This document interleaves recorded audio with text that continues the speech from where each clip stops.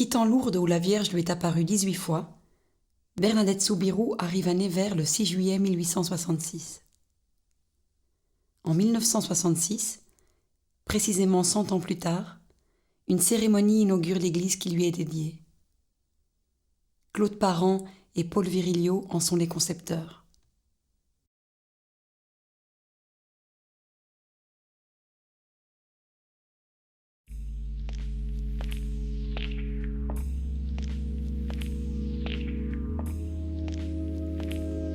L'édifice se libère totalement du schéma traditionnel de l'église.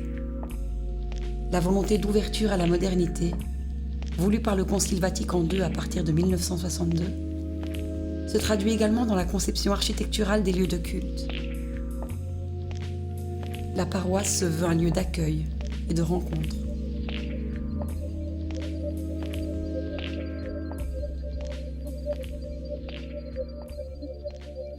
Un seul volume introverti rassemble les différents éléments du programme. L'espace de célébration de 600 places occupe la partie supérieure du volume, alors que les programmes annexes, tels que la sacristie et la salle de catéchisme, prennent place au rez-de-chaussée.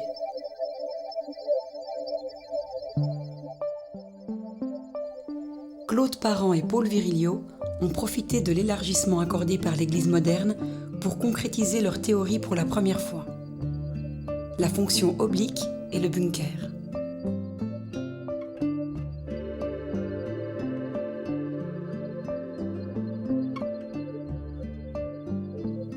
L'entrée dans l'édifice impose le passage sous la masse du porte-à-faux.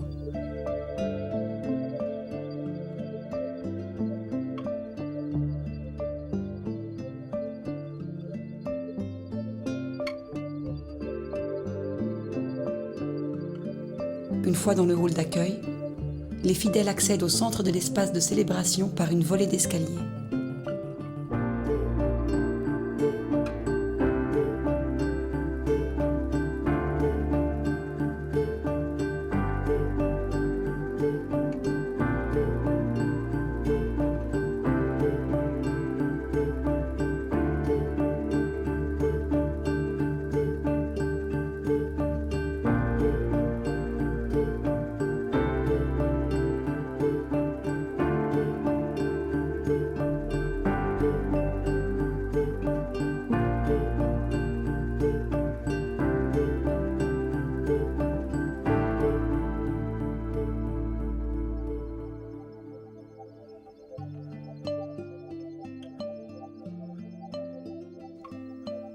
Le schéma architectural de l'église Sainte-Bernadette repose sur la mise en place de 2 plans inclinés inversés, de 13 et 17%, surmontés de 2 demi-coques de béton.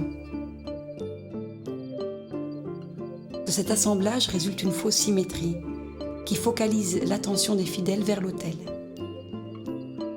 L'église Sainte-Bernadette est la première œuvre du groupe Architecture Principe. La théorie de la fonction oblique est énoncée par Claude Parent et Paul Virilio comme étant une nouvelle définition spatiale capable de réaliser la future cité, un nouveau système de référence géométrique dans lequel une société s'accomplit.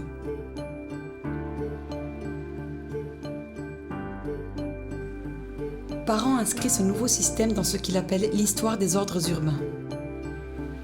Il est chronologiquement situé après l'ordre urbain horizontal, caractérisé par la conquête du sol et de la terre, et l'ordre urbain vertical, conquête de l'espace aérien.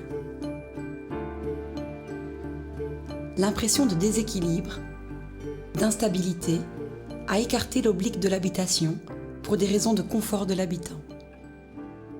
Claude Parent dénonce cette illusion d'inconfort véhiculée par l'imaginaire humain.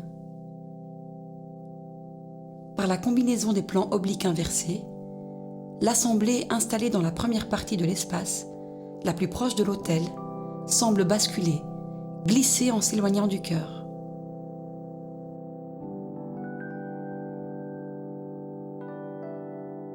Surmontés d'une faille de lumière, les escaliers secondaires, situés dans l'espace d'imbrication des coques, permettent un accès latéral et discret vers l'espace de célébration.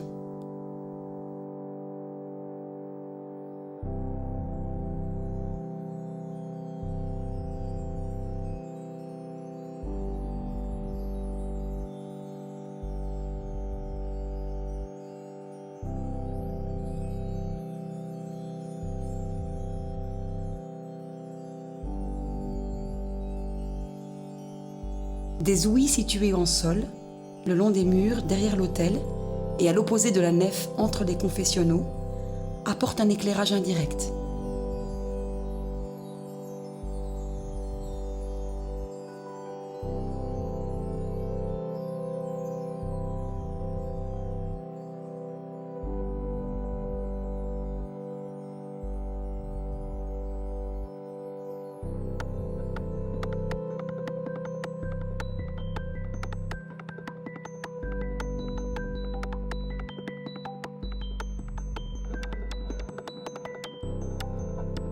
À l'aplomb de l'escalier central, un lanterneau marque la jonction des coques. La lumière zénitale qui en émane suggère la verticalité et transcende l'espace de célébration.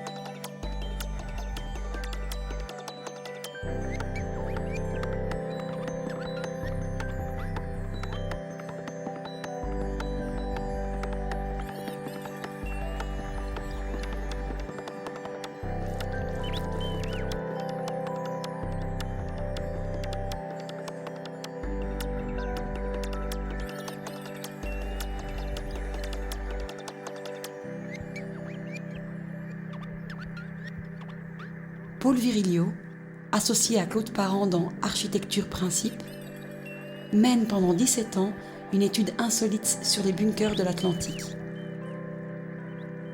En 1975, il présente son travail lors de l'exposition Bunker Archaeology, qui sera suivie d'une publication du même nom. Virilio est fasciné par ces monuments dramatiques, dépouillés de fonction. La géométrie n'est plus aussi affirmative. Elle est érodée, usée, l'angle n'est plus droit mais déprimé, pour échapper à toute saisie. L'architecture en mouvement semble sur le point de basculer. L'impression de déséquilibre induite par l'inclinaison est contrariée par la stabilité liée à la masse.